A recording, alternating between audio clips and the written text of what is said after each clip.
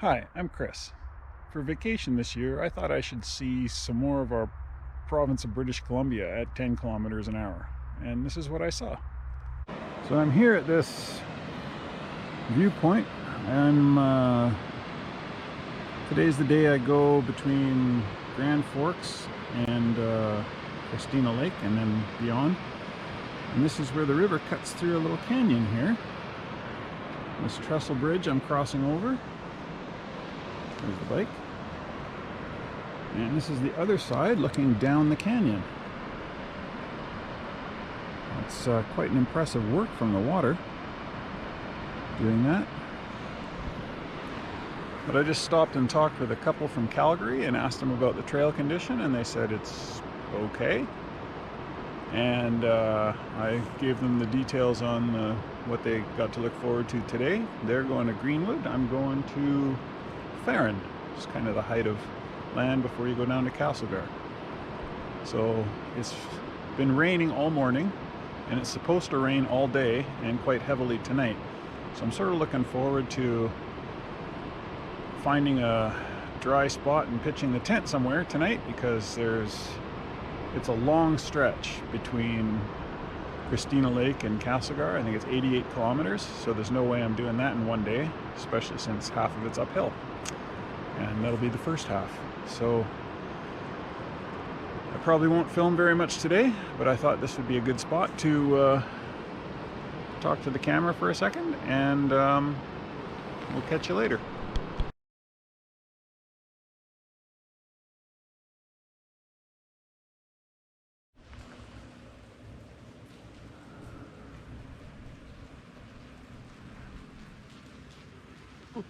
It's nice to be out of the rain for a minute. It's been raining all day, and I'm in a tunnel right now, and I've been climbing all day. I've been climbing since Christina Lake, so about 25 kilometers so far, steady uphill. And I've come to this spot. There's a tunnel here. I'm dry for a minute, but that bridge up there, that is the Paulson Bridge, and the highway goes over that bridge, and so I will be going under it quite shortly. And then I continue to climb to a place called Farron, which is more or less the height of land along this particular stretch. And I think that's where I'm going to spend the night, and it looks like it's going to be a wet one. So I might have to set up the tent quite quickly.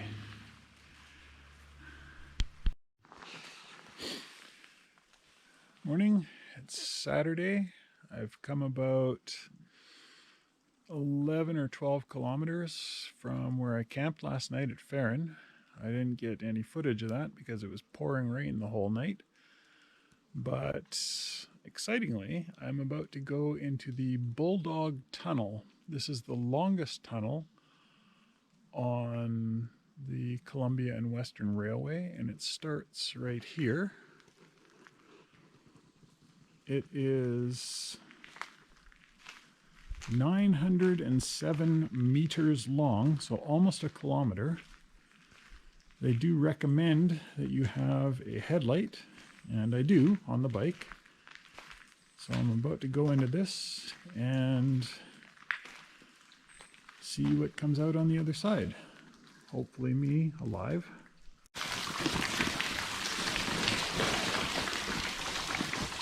Whew.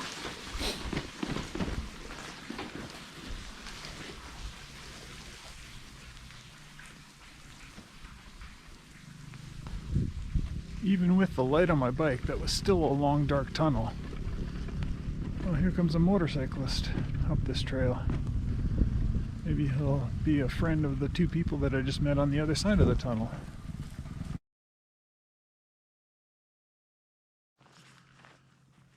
So 5 minutes after finishing lunch, I'm further down the road and I come across this little picnic spot,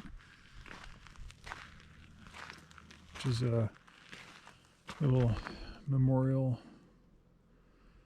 plaqued picnic table. But the interesting thing about this is the view I never knew there was a community there. I have no idea what it's called,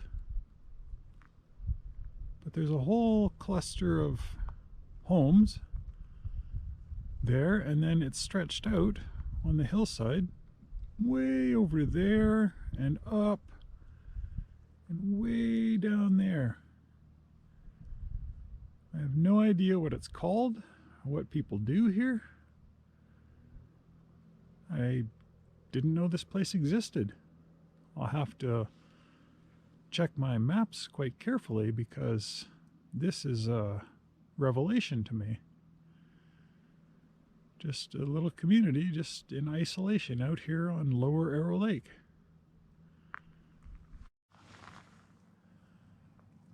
Business is certainly booming here, pun intended. These are log booms, and these logs are destined for the pulp mill at Castlegar, which is just close to the end of the lake here. Almost at the end of the lake. These would have been logged from various concessions further up the lake and then floated down here in segments or chunks or booms, and then they're staged here prior to being used. And it doesn't matter if they get wet because part of the pulp process involves water anyway, so it doesn't matter if they use wet logs or dry logs, they have to add water anyhow, and if there's water in the logs, that is a bonus. But there's about a kilometer-long stretch of booms here, about maybe 150 to 200 meters wide of log booms, all the way down that way. Impressive spectacle, but it must mean that business is good. Well, I've made it here to the Castlegar Museum, which used to be the train station before it was converted to a museum. Oops. That's what it looks like now.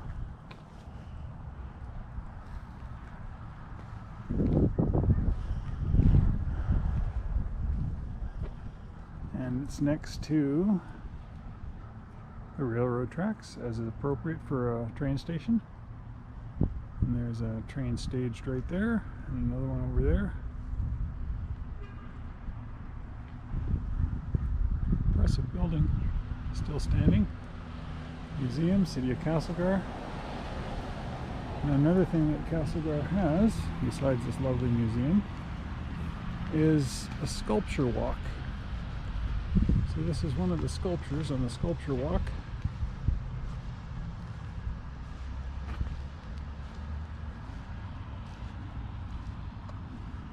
Apparently is a granite dragon made of wood, not granite. But that's good. And then I totally missed over here is a big bird, aptly titled Big Bird.